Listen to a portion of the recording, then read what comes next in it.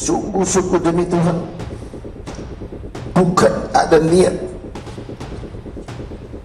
untuk membuat orang selamat, tetapi sebaliknya. Tragedi yang mengguncang publik kembali menjadi sorotan nasional. Nama Afan Kurniawan, seorang pengemudi ojek online yang tewas usai terlindas kendaraan taktis Brimob pada malam mencekam 28 Agustus 2025, kini terus bergema sebagai simbol keresahan masyarakat terhadap cara aparat menjalankan tugas di lapangan. Kejadian yang terjadi di kawasan Pejompongan, Jakarta, tersebut bukan hanya sekadar insiden lalu lintas biasa. Ia menyisakan duka, kemarahan, sekaligus pertanyaan besar tentang bagaimana sebuah kendaraan berat yang seharusnya menjadi alat negara justru menghilangkan nyawa seorang warga yang tidak bersenjata. Di balik tragedi itu, kini sosok Bribka Rohmat, pengemudi kendaraan taktis yang menabrak Afan, akhirnya tampil ke publik. Dalam sidang etik Komisi Kode Etik Polri, KEP, di Mabes Polri, Jakarta, ia menyampaikan permintaan maaf yang penuh air mata. Dengan suara bergetar, ia memohon maaf kepada orang tua almarhum Afan. Rohmat menegaskan bahwa dirinya tidak pernah memiliki niat untuk menghilangkan nyawa siapapun, apalagi seorang warga sipil yang tengah mencari nafkah sebagai pengemudi ojek online. Kata-kata permintaan maaf itu disampaikan di hadapan majelis sidang. Dengan kejadian yang viral, atas nama pribadi dan keluarga, dengan lubuk hati paling dalam, kami mohon kepada orang tua almarhum Afan Kurniawan agar dapat membukakan maaf karena kejadian tersebut, ujar Rohmat sambil menitikkan air mata. Ia melanjutkan dengan kalimat yang terasa getir, "Jiwa kami Tribrata, yang mulia. Jiwa kami Tribrata untuk melindungi, melayani, dan mengayomi masyarakat. Tidak ada niat sedikit pun untuk mencederai, apalagi sampai menghilangkan nyawa." Namun, apakah kata maaf saja cukup untuk menghapus duka keluarga Afan? Pertanyaan itu kini menggantung di udara. Keluarga korban, rekan-rekan ojol, hingga masyarakat luas terus menuntut agar keadilan ditegakkan. Publik menilai insiden ini tidak boleh berhenti hanya pada sanksi administratif atau pemindahan tugas, melainkan harus dilihat lebih jauh sebagai pelajaran besar agar tragedi serupa tidak kembali terulang. Dalam sidang etik tersebut, Bribka Rohmat dijatuhi sanksi administratif berupa mutasi demosi selama 7 tahun. Artinya, sisa masa dinasnya di Polri akan dijalani dengan penurunan jabatan dan tanpa kesempatan promosi. Selain itu, ia juga dijatuhi sanksi penempatan khusus, Patsus, selama 20 hari sejak 29 Agustus 2025 hingga 17 September 2025 di ruang Patsus Biro Provos Div Propam Polri. Tidak berhenti di situ, sanksi etika pun diberikan, di mana tindakannya dinyatakan sebagai perbuatan tercela. Ia diminta untuk meminta maaf secara lisan di hadapan sidang KEP, sekaligus secara tertulis kepada pimpinan Polri. Sementara itu, perhatian juga tertuju pada Kompol Kosmas Kagae, yang duduk di samping Rohmat saat rantis tersebut melaju. Berbeda dengan Rohmat, Kompol Kosmas dijatuhi sanksi berat berupa pemberhentian tidak dengan hormat, PTDH, atau pemecatan dari Polri. Keputusan ini menjadi sinyal bahwa ada tanggung jawab komando yang tidak bisa diabaikan. Dalam insiden malam itu, sebenarnya ada 7 anggota Brimob yang diperiksa. Selain Rohmat dan Kosmas, terdapat Aibda R, Bribtu D, Bribda M, Bharaka J, dan Bharaka Y. 5 nama terakhir dijatuhi sanksi atas pelanggaran kategori sedang, sementara Rohmat dan Kosmas dianggap melakukan pelanggaran kategori berat. Dengan kata lain, Polri berupaya menunjukkan bahwa kasus ini tidak akan dibiarkan menguap begitu saja. Namun, publik tetap menyoroti cara aparat mengelola kericuhan pada malam 28 Agustus. Saat itu, ribuan massa dari berbagai elemen masyarakat berkumpul di sekitar kompleks parlemen untuk menyuarakan protes. Ketika situasi memanas dan aparat berusaha memukul mundur massa, bentrokan tidak terhindarkan.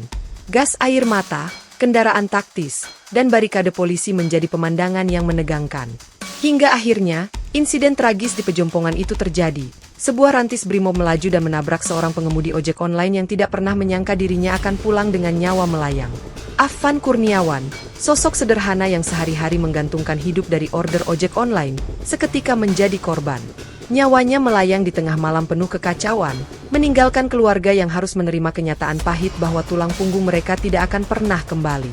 Isak tangis keluarga Afan sempat viral di media sosial, memicu gelombang simpati yang begitu besar. Tagar keadilan untuk Afan menggema di berbagai platform, menuntut agar pelaku mendapat hukuman setimpal. Kini, setelah permintaan maaf disampaikan, muncul pro kontra di tengah masyarakat. Sebagian menilai Bribka Rohmat hanyalah korban perintah, yang harus menjalankan instruksi atasannya. Ia hanya seorang sopir kendaraan taktis yang mungkin panik di tengah situasi kacau. Namun sebagian lainnya menilai alasan itu tidak bisa menjadi pembenaran. Mengemudikan kendaraan sebesar rantis tentu memerlukan kehati-hatian luar biasa. Apalagi jika melintasi jalanan kota yang penuh dengan warga sipil. Pertanyaan besar pun muncul. Apakah benar insiden ini murni kecelakaan atau ada unsur kesengajaan dalam strategi pembubaran massa? Jawaban ini masih terus diperdebatkan. Sementara Polri menegaskan tidak ada niat menghilangkan nyawa, masyarakat menuntut agar proses hukum tidak hanya berhenti di ranah etik, tetapi juga menyentuh ranah pidana. Dalam sejarah panjang aksi unjuk rasa di Indonesia, insiden aparat melukai bahkan merenggut nyawa warga bukanlah hal yang baru. Namun, kasus Afan menjadi berbeda karena viralitasnya di media sosial. Video dan foto yang beredar memperlihatkan detik-detik pasca insiden, saat kerumunan berteriak histeris menyadari ada korban terlindas. Publik menilai kasus ini sebagai ujian besar transparansi Polri dalam menegakkan keadilan di tengah sorotan publik yang begitu tajam. Keluarga Afan sendiri mengaku masih sulit menerima kenyataan ini. Mereka memang mendengar permintaan maaf dari Bribka Rohmat, namun bagi seorang ibu yang kehilangan anak atau istri yang kehilangan suami, permintaan maaf tidak serta-merta menghapus luka. Keadilan, bagi mereka, bukan sekadar kata-kata, melainkan kepastian bahwa nyawa anak bangsa tidak bisa ditukar hanya dengan demosi atau pemecatan. Dari sisi Polri, pernyataan resmi menegaskan bahwa seluruh proses dijalankan sesuai prosedur.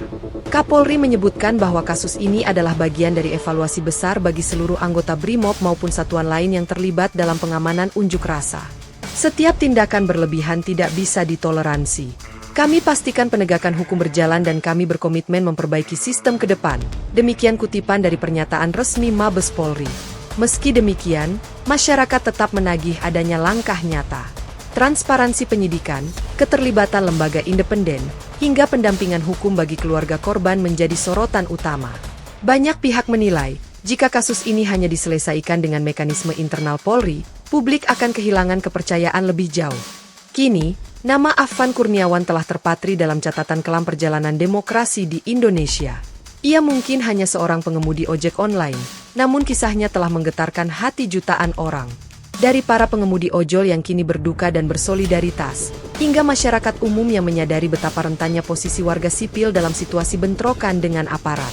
Kisah ini juga mengingatkan kita bahwa setiap nyawa warga negara memiliki nilai yang sama. Tugas aparat bukan hanya menjaga keamanan negara, tetapi juga memastikan keselamatan setiap individu. Kesalahan sekecil apapun bisa berakibat fatal, dan itulah yang kini tengah dipertanggungjawabkan oleh Bribka Rohmat dan rekan-rekannya. Di ujung cerita, permintaan maaf Rohmat mungkin menjadi langkah awal. Namun perjalanan panjang mencari keadilan untuk Afan masih jauh dari kata selesai. Publik akan terus menagih, apakah hukum benar-benar ditegakkan tanpa pandang bulu, ataukah tragedi ini hanya akan menjadi catatan singkat yang perlahan dilupakan. Satu hal yang pasti, masyarakat kini semakin kritis. Kamera ponsel, media sosial, dan gelombang solidaritas telah menjadikan setiap peristiwa tak bisa lagi disembunyikan.